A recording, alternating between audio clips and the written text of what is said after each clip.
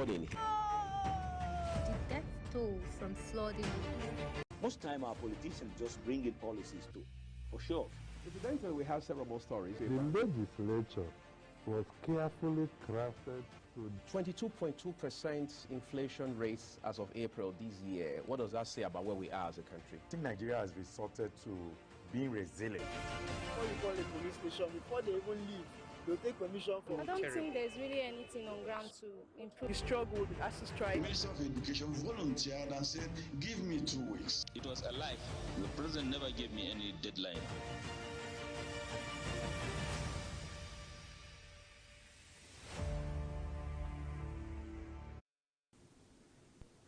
Thank you, everyone, for staying with us. Very good morning to you. This is Global Morning with Uyag Mofwegwe. As always, it's a delight to be here. It's a great Tuesday, no doubt about that. And it's a wonderful opportunity to put conversations on the road about very topical issues this morning.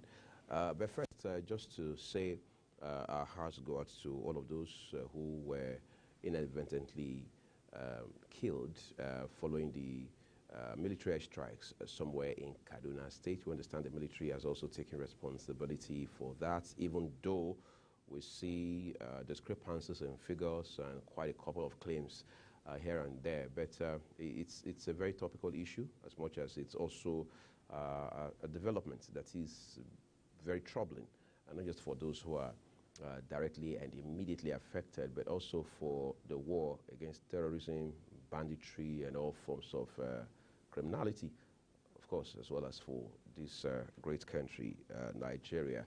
But then our focus this morning is on the politics and the intrigue of it in Ondo states.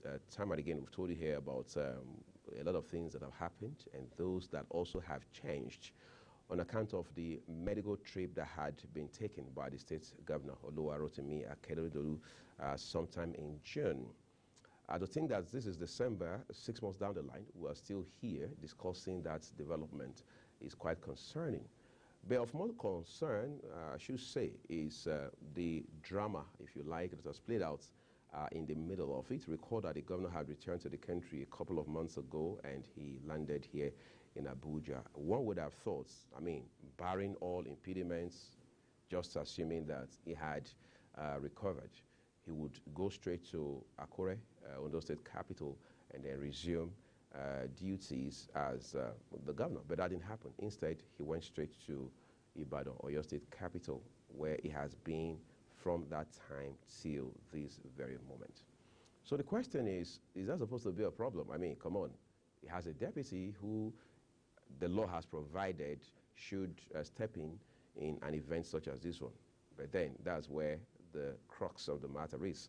That, as of today, my friend, just hasn't happened because there has been a back and forth. There has been this tussle between the governor, or some people say, well, the governor's boys on the ground, and the deputy governor, because the constitution is clear on what should happen in a situation like this.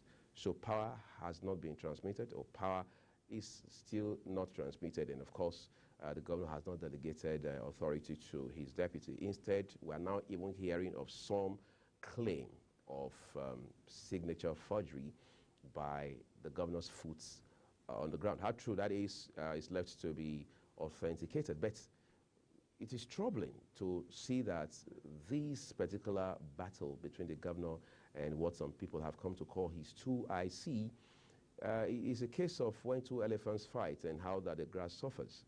So on the program today, I want to take a look at this sort of development and then also appreciate, or if you like, acknowledge how that it adversely impacts the people, the good people of that great state of Ondo this morning. And then, of course, Danjuma Abdullahi, our partner correspondent, also has a report for you this morning. We'll let you see that report very soon. But for now, we're going straight to the papers.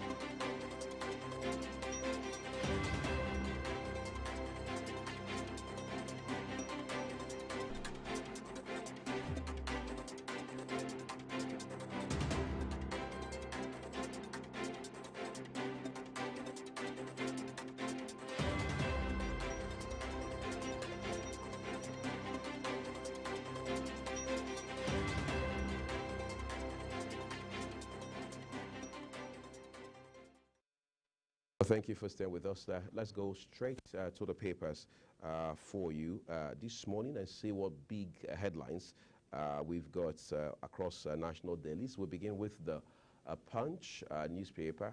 Big stories today. First, it says new wage begins April. FG votes 24 trillion naira for salaries. That's a lot of money. Labour FG begin talks. Current wage regime expires March ending, says Minister. FG laments fiscal deficits. Reps condemn high MDA salaries. Demand ICPC probe. Above the nameplates, with a picture of the governor of the Central Bank of Nigeria, Olayemi Kadoso, CBN fund. Senate threatens to order gas companies probe. Shaibu free to contest Edo governorship, says Obaseki. Of course, he has the right to. He's a Nigerian, first and foremost. Okay, that's on the front page this morning of the Punch newspaper. Okay, but then let's see the Tribune for you. Let's see what the Tribune has got this morning. The Tribune, yeah, it's quite big on stories too. It says, above the nameplate, UK introduces stricter visa measures to curb immigration. FG says 422, not 1,411 delegates sponsored to COP28. Well, as I saw on social media, FG is now explaining, who knows, maybe without evidence, because this is something that had been carefully looked at. Obviously, this is damage control being done right now. But I mean, beyond the noise and the nuances, let's be very clear. Nigerians are increasingly concerned about how that we do not seem to have our priorities right. I mean, that's an event that even the president skips his speech. And the Minister of Foreign Affairs, Tuga, had come to say, look, the president had to skip his speech at the conference, the climate change conference, that's COP28 in Dubai, United Arab Emirates, because according to him, Nigeria is now more than ever before tilted towards action. In his words, Nigeria is now more action-oriented beyond just coming to deliver speeches, you know, the same routine, the same ritual year in, year out. He says Nigeria wants action, I mean more action, and less talk. So if that's what it is, the question is why do we have to go with a crowd? Was it necessary? I mean, couldn't you have cut down? Because they say we should make our suit or our coat according to our cloth. The question is, does the government have its priorities properly aligned? That's a question that has not been answered just yet. But then the big story on the front page is one that I had made an allusion to at the top of the program this morning.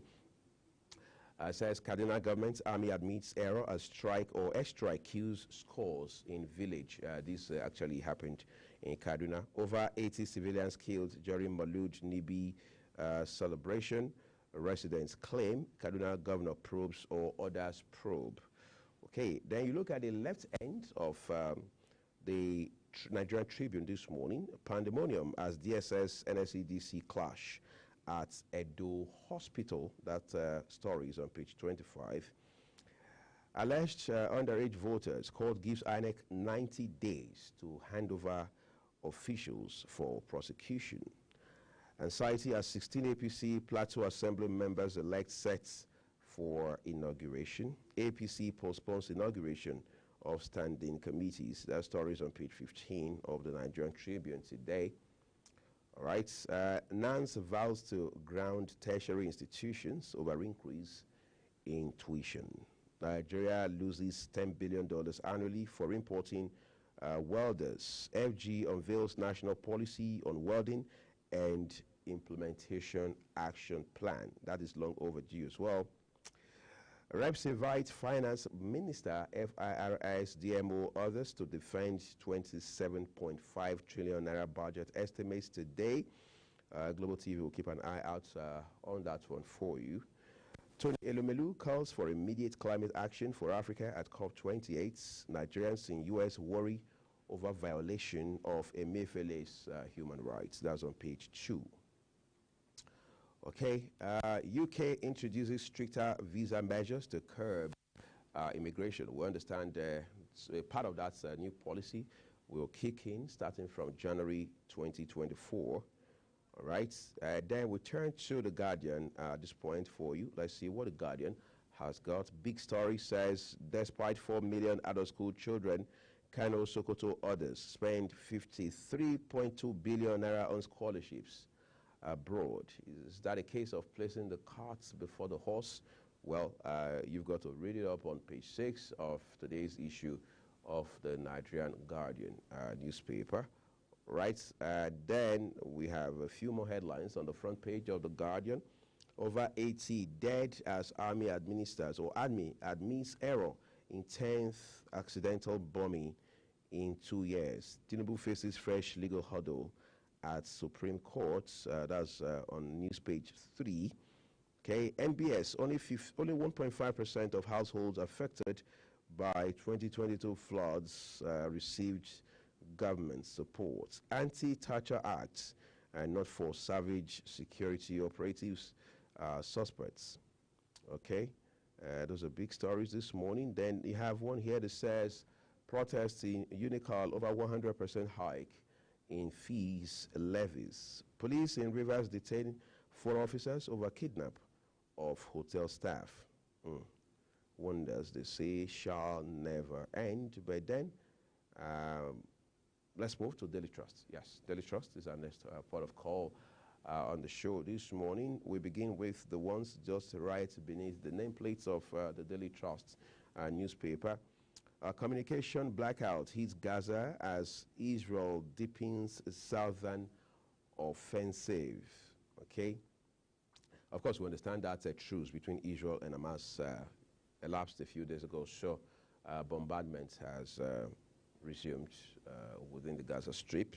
Fact check, ex-Governor Aliyu didn't chase Boko Haram's Shekau Kaka out of Niger. Nigeria records 1.8 trillion naira surplus as foreign trade jams by 60.7%. Arming drone kills dozens of Maulud celebrants in Kaduna. Second bomb killed more people during rescue survivors. We buried 94, some mutilated, conveyed 66 to hospital residents. JNI, Fitniao, community leaders seek compensation. Incident unfortunate, military Kaduna government. Okay, well, we hope we get to do better next time in terms of due diligence, intelligence gathering, and even reconnaissance and all of the other elements around military operations. Okay, let's look at the leadership newspaper for you.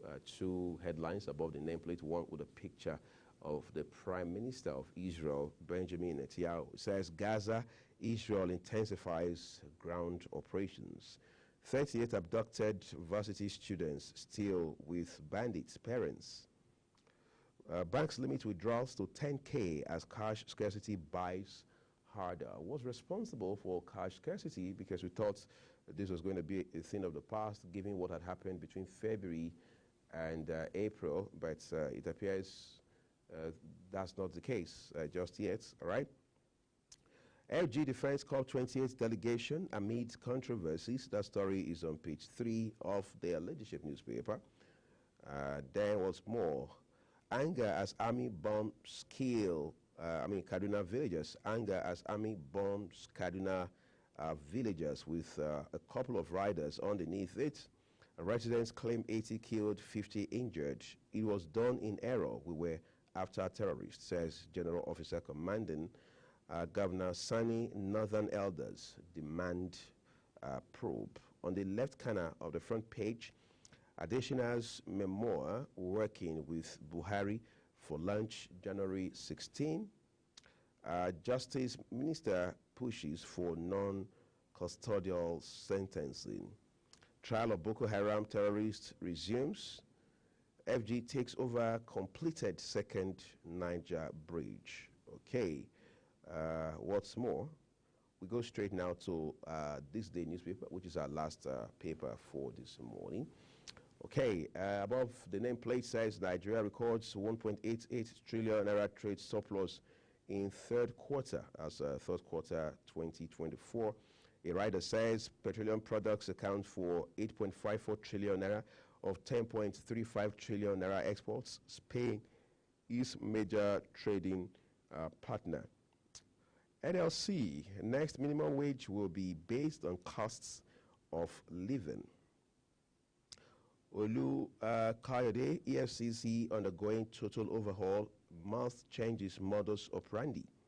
Kaduna government army has taken responsibility for community bombing. Information Minister FG sponsored only 422 Nigerian delegates to COP28 summits. Says Tinubu, other government officials are in Dubai for serious business, not jamboree. Obaseki, why I decided to attend the conference virtually from Benin. All right, Emefiele, Nigerians in U.S. raised the alarm over alleged human rights violation by Tinubu's government. Well, that story is on page 24 of today's issue of This Day newspaper. And that's it for papers this morning. We do hope you find time to read up details of those stories, at least the big ones, for yourself, so you can stay ahead of your game and be right in front of the news and not behind it. We're taking a quick break now, but Danjuma Abdullahi, our partner correspondent, has a special report that focuses on the so-called one-chance phenomenon.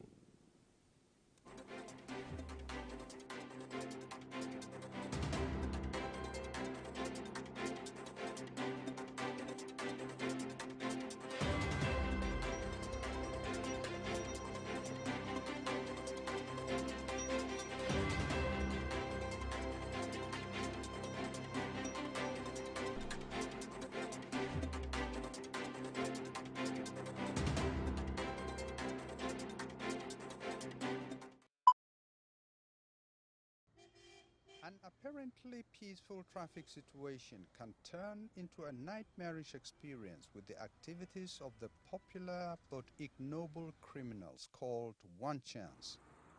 They are violent criminals who disguise as either commercial drivers or as passengers. The trick is to shout, one chance, giving the impression that the vehicle needs only one passenger to move. But jump in, and you jump into a pile of miseries. Kabiru Adamu is a security consultant and confirms that this pattern of crime has taken an alarming dimension. It is a common occurrence in most city centers. In Abuja, as an example, it's very difficult for you to go to any space where there are a couple of persons ranging from 3 up until 10 that you will not find at least 1 to 2 to 3 persons that have not been victims of one chance, as long as the persons are using commercial vehicles. So I entered a cab, hailing Pape. Chidinma is a young mother. She had a terrible and pathetic experience in the hands of the criminals. Chidinma was dropped by her sister right about here at around 8 o'clock in the evening.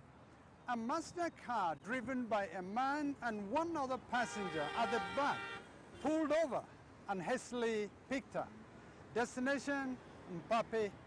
But the journey was doomed because a set of horrible things started happening at the inception of the trip. Immediately I entered. The passenger by my left, was behaving as if he was collecting his balance from the driver. So I felt comfortable. I guess they did that so that I wouldn't have to notice what was going to go on. So immediately after he collected that balance, the next thing he did was to stretch his hands towards my side, and here was on my neck, while here was trying to stop me from opening the door by my right. So as I tried to open the door by my right, they were shouting, you better cooperate. You know, go cooperate, but you won't die. You won't die this night. She said, go feel come out from this car. This is go feel come out. You know, go feel come out from this car. They were beating me. The first person that hit me was the man in front. So he punched me with, I don't know whether it was a ring on his finger or a rod.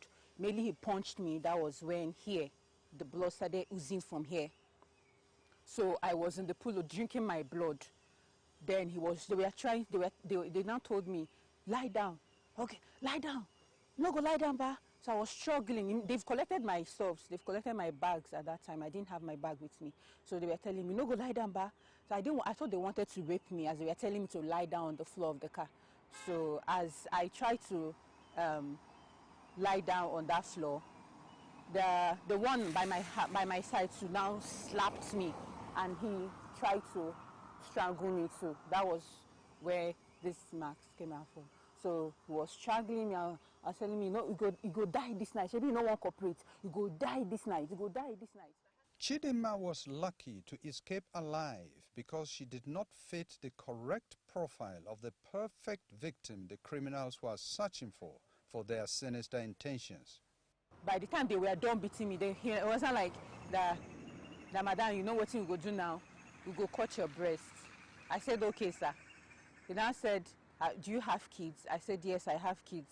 He just kept quiet. The next thing I saw was that he told me, okay, oh yeah, get up. Alone in the night.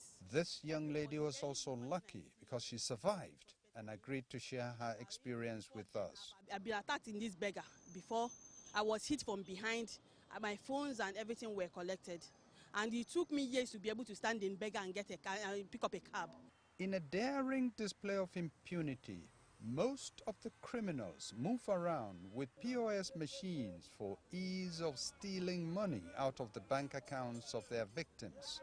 Security experts explain that this is very possible, especially with the emergence of new financial outfits who ignore the vigorous security check on customers before opening customer accounts. A lot of the instances that we've monitored, they actually use the financial systems. Now, the reason for this is commonplace.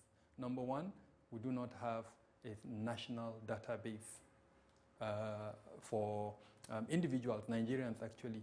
And more importantly, even the banking system has not put in place infrastructure to reduce the possibility of this from happening.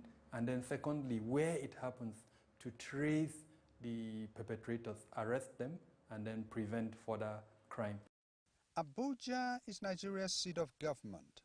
It is also a bubbling cosmopolitan city that attracts people from every part of Nigeria and even abroad who come mostly in search of economic opportunities.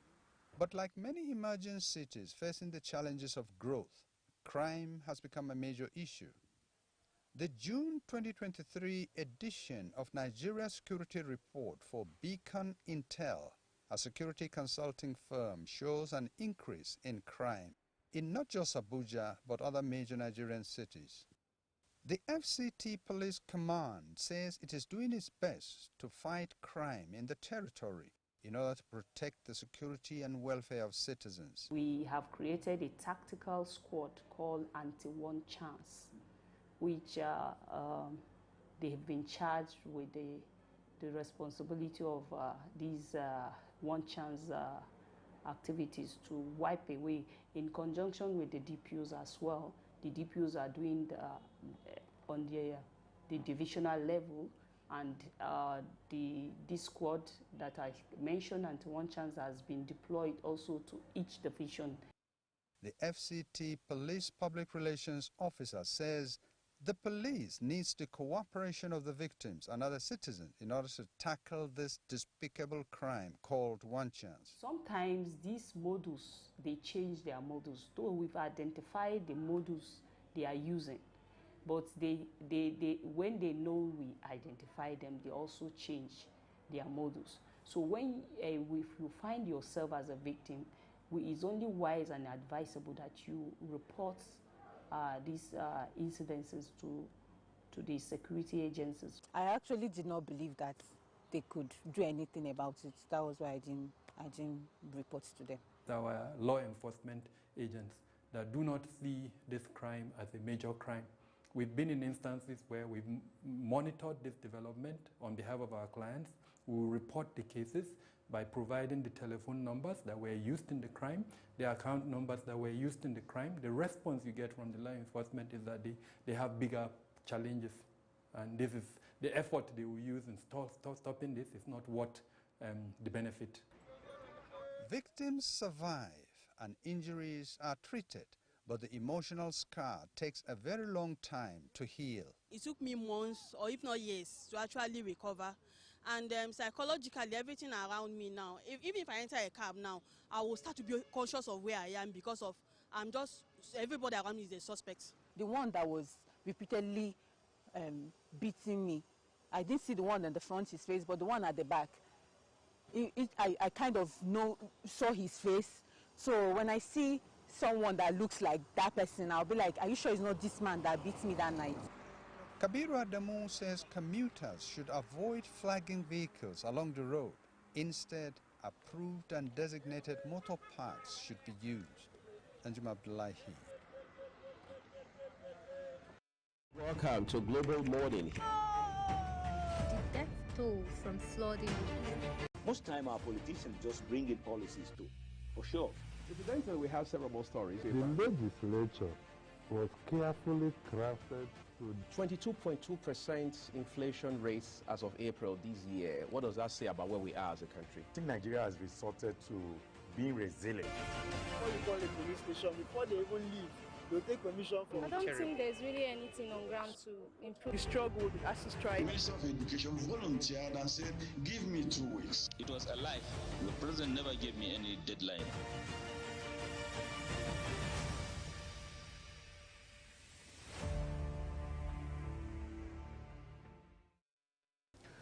We'll now turn our attention to the politics and politicking in Ondo State, which we have seen play out in the last couple of months, particularly when you look at the elements of the governor and the deputy governor, and then those who are split on both sides, on the governor's side and the side of the deputy, Lucky Ayedatiwa.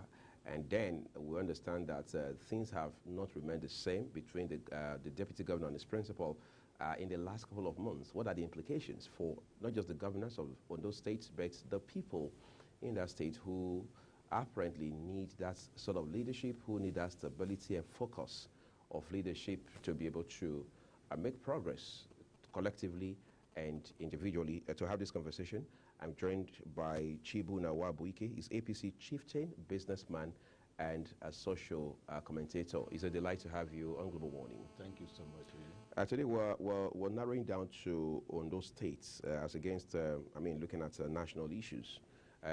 Incidentally, you are not just a member of the APC, you are a chieftain of the party, the ruling party. I don't know, how much have you been concerned about developments in that state? Well, the development in Ondo State is not unusual in partisan politics. So we're supposed to feel comfortable with it? Not that we should be comfortable with it, but it is not unusual. At times you see the governor and the deputy, they have disagreements. It's part and parcel of the game. But what we expect is for them to, come together and reconcile whatever differences they have, because in most cases, these disagreements are fueled by selfish interest, especially from the supporters of both parties. Right. So before the governor chose the deputy, I should believe he loved him. He saw him as someone he can work with. So what must have been, what must have gone wrong? Between both of them? Both of them. So let them come together, remember where they are coming from, and then look at where they are going to, and put things together to work for the betterment of the people of Ondo.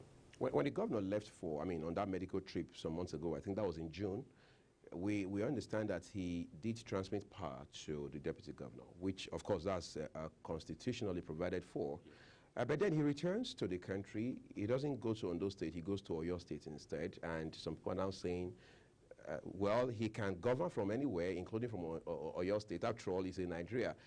Do you not think this is a Yaradua scenario, so to speak, playing out again?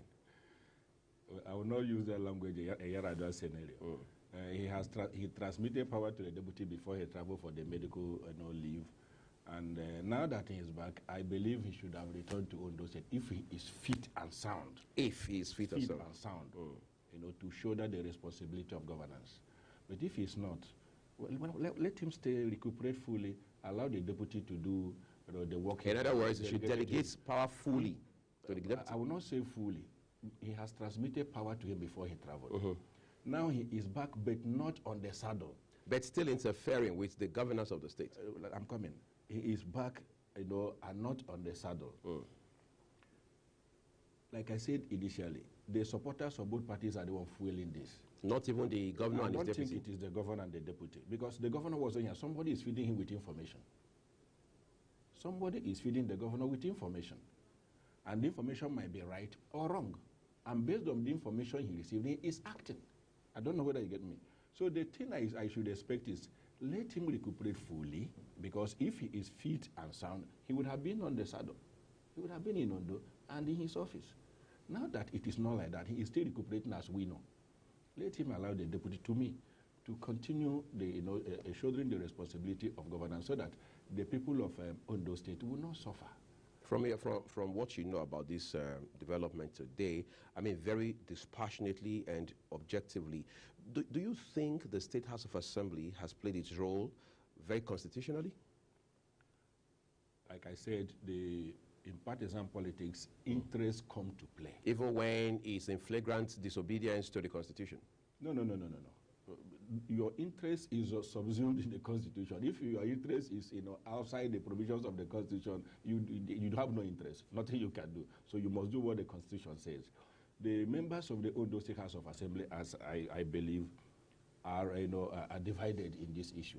They are not in unison in this issue. Maybe the majority is on the side of the governor or something, I don't know. But what I believe they should do is to support the deputy to act, pending when the governor is fit to shoulder the responsibility of governance. Because governance and acts of governance takes a lot. It requires someone that is energetic, someone that is fit, someone that is sound to be able to, shoulder such a responsibility. It is not a child's play. It is not a child's play. I implore the members of the Ondo State House of Assembly to support the deputy governor. However, Mr. President has called the parties, and I was meant to understand, broker the truce. Let them work on implementing what agreement they have reached at the meeting with Mr. President.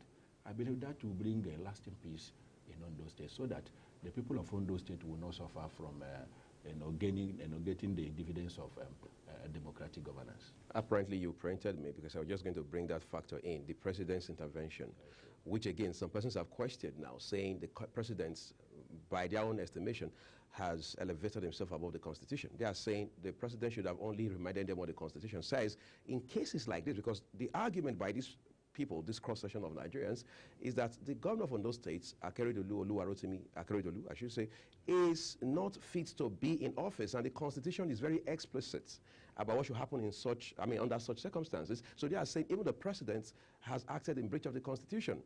I mean, you are a member of the APC. I'm not sure your sentiments will allow you. I am not sentimental about this. I like saying it as it is. I am a member, a bona fide member of APC, a chieftain of APC. I support my party, I support the programs, I support Mr. President. I work for him to emerge. I put in my all.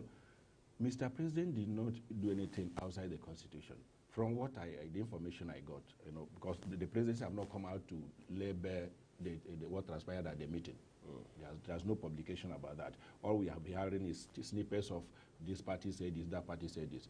But I believe Mr. President must have told them what is in tandem with the provisions of the Constitution. That is what I believe. He's a man that obeys the rule of law, that supports the rule of law. He will not do anything outside the rule of law, no. I'd like to believe you've heard about some news story now claiming that one of the highlights from that meeting that the president held with Deputy Governor Lucky Ayedatiwa and those who represented the governor, because even the governor was not there physically, all right? I mean, that's worthy of note, is that the Deputy Governor should resign. Have you heard about that?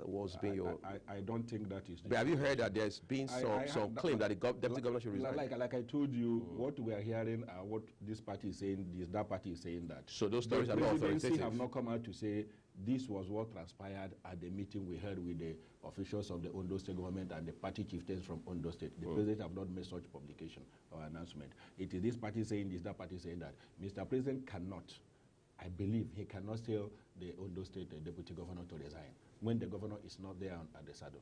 But let's also quickly look at the implication of these developments, for the people of the state. You know what they say about when two elephants fight, how the grass suffers. So let's talk about the implications for governance, because apparently there's a whole lot of distraction. I'm not so sure even the deputy governor, who is practically available now, will be able to naturally pay 100% attention to the business of governance. Yeah, the grass of, as I said in my opening remarks, that the people of Ondo State are the ones bearing the brunt of this disagreement. It is avoidable because the deputy governor, because of these distractions, will not be able to, disseminate governance. He will not be able to deliver the democratic governance and dividends to the people of Ondo State. The programs and policies of the government will not be implemented to the letter. No, because he'll be concerned about fighting the political battle of his life to save his people. Securing his place. And then governance suffers.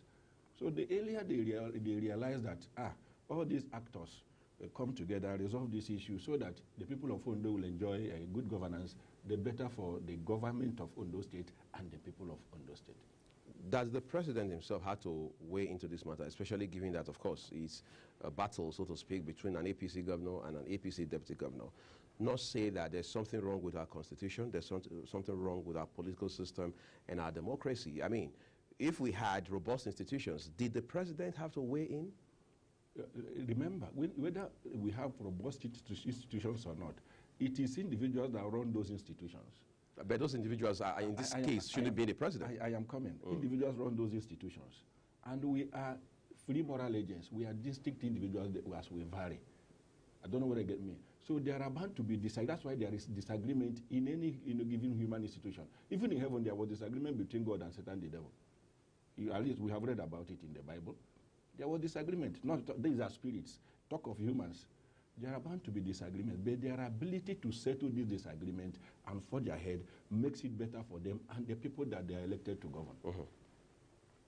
I was just going to ask you something about the governor himself. I mean, he is not just the governor doing second term in office. He is also a senior lawyer. As a matter of fact, one who had been the national president of the Nigerian Bar Association before now. People have said that, like you mentioned, I mean, you talked about that just off camera a while ago, that politics is basically about interest, which, of course, everywhere in the world is pretty much the same principle and reality.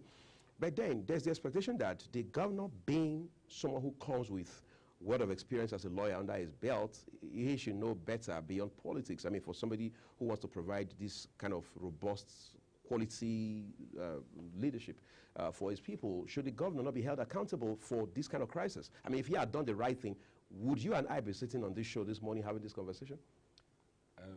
My brother, it is said that you give a man power and money, you know actually who the person is. No matter how red or exposed someone is, he has not tested political power and he has not tested economic power. The person will remain to behave. It takes God's grace for one who is red, exposed, and then has political and economic power to remain who he is and do things accordingly. Remember, when you have political power, there are a lot of hangers-on around you. People want to tell you what you want to hear. They will alter your reasoning if you are not a strong person. It takes a self-disciplined individual to remain true to who he is, to resist the temptation of dancing, pandering to the whims and caprices of his hangers-on, those sycophants around him. Because if you do not take time, they will alter, your journey, your political journey. So that's why we advise people who are holding political powers to please remain who you are. That which you have, that covenant you have with the people that made them elect you, when you get into office, work towards ensuring that you keep to the covenant. The deliverance of good dividends of democracy to the people, the deliverance of good governance to the people, provision of things that will, stimulate economic growth in your state, develop your state, make it, one of the best amongst the community of states. These are the things, we advise them. Because if you don't keep to who you are, discipline yourself, chances are, in most cases, that you dance to the tune of your advisors, in quote, and you will derail.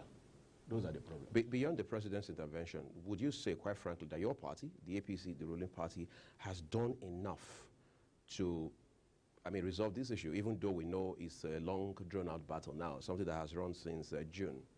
My party has done. My party has set up a committee, a reconciliation committee, to look into the matter, what the problem is, and resolve it.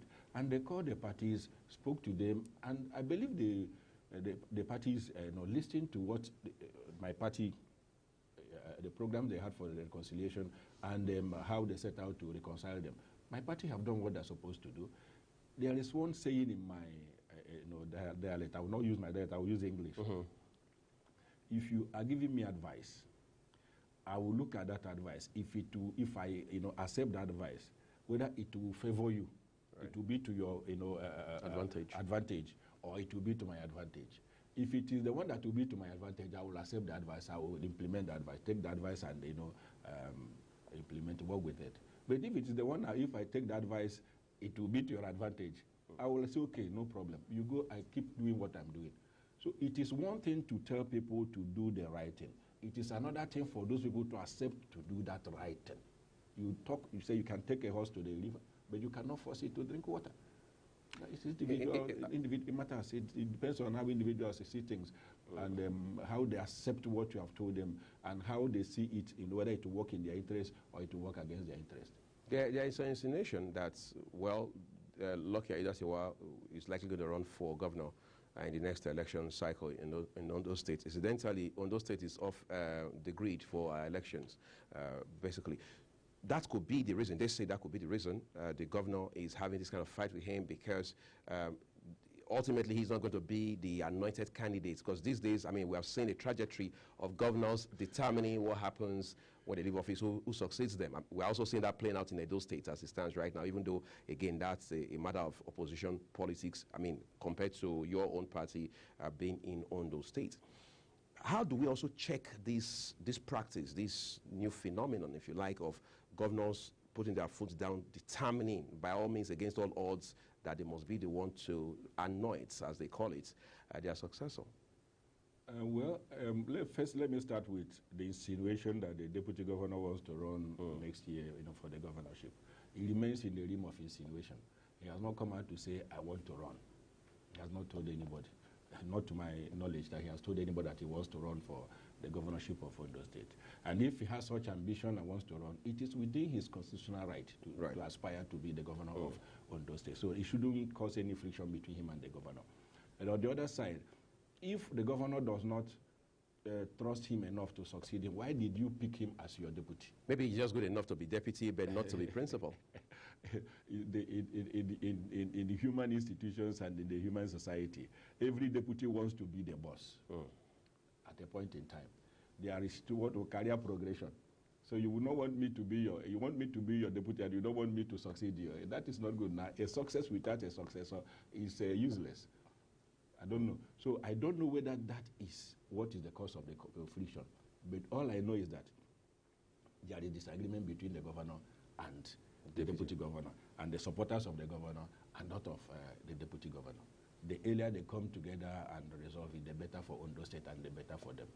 Last week, there was the announcement that the State's House of Assembly was most likely, very most likely, I mean, I'm using my words advisedly, going to announce Lucky Aiyedatiwa as the acting governor. But at the 11th hour, that story died a natural death. What would you say, I mean, given what you know so far, could have been responsible for that? The House of Assembly did not tell anybody that they are going to announce him as the acting governor. It was his speculation and insinuation. But we understand meetings, several meetings were held, including midnight meetings. In political, partisan political engineering, let me use that language, meetings are held at any time. There is problem, and the problem, they want to solve the problem. So they can call for a meeting at any point in time to be able to resolve the problem. The House of Assembly did not come out to say, they are going to announce the deputy governor as the acting governor, or they're going to inaugurate him as the acting governor. They never said that. So all those, what we had, we are stories, insinuations. Let's talk about what this means for your party, the ruling party, because there seems to be an image problem. There seems to be the reality that your party has not been able to provide very excellent leadership above board in Ondo State, because if it had, we wouldn't be where we are today in that state between the governor and his deputy. Do you share that? I don't share that. It has nothing to do with my party. My party has done what it's supposed to do. If my party was not popular, it has image problem, the governor wouldn't have won the election in the first tenure and won't secure the victory again in the second term. And remember, his election was keenly contested. So my party is on the ground. My party is the ruling party in Ondo State, and my party has provided democratic dividends for the people of Ondo, and the people of Ondo are in love with my party. As we wrap up now, let's talk about how, practical ways we can continue to have harmony. Because we'll see some states where you have a governor, you have a deputy, they've been there for 8 years, and we didn't see drama, virtually no incidents. What is the difference between that and all of these where you have these fights back and forth? Understanding and respect for each other. Understanding and respect for each other. Let there be mutual respect. Let there be mutual understanding. Let the governor, the deputy should know that the governor is the boss. The deputy is his deputy. He seconds or delegates responsibilities to you when he fits, because there is no constitutional provision for the deputy governor, as far as I know. So it is the responsibilities that the governor delegates to you that you carry out. You respect your office, respect the office of the governor. If there is that mutual respect, the symbiotic relationship that's supposed to exist between the governor and the deputy will be strong. Just as we, on the final notes now, a while ago you talked about how that the election that produced second term for Governor Akeredolu was, in your words, keenly contested. Of course, the facts are there to support that. However, do you get concerned, you as an individual and then your party as an entity, that the opposition, because the PDP is very strong in that state, no doubt about that, could exploit or take advantage of this situation and then do your party in? No. In partisan politics, situations like this, agreements like this make the party stronger. Is that a way of consoling yourself? It makes you stronger because, by and large, it will be resolved. It will be resolved. And when there are disagreements like this, people see the weak point of this person, see the strong point of this person. I don't know whether you get me. So the disagreements like this makes the party stronger. I will come out of it very stronger, very united, go into the election and win again. Okay, I think that's all I'll say. Thanks for coming on the program today to share with us perspectives on the situation on the ground in Ondo State. We wish your party very well, and we do hope that at least in the interest of the people of Ondo State, the governor and his deputy will find some common grounds going forward. Thank you so much. And that's our program for you today. Thank you everyone for watching. I am Ondo Mofegbe. I'll see you again. Thank you. Welcome to Global Morning. The death toll from flooding. Most time our politicians just bring in policies too, for sure.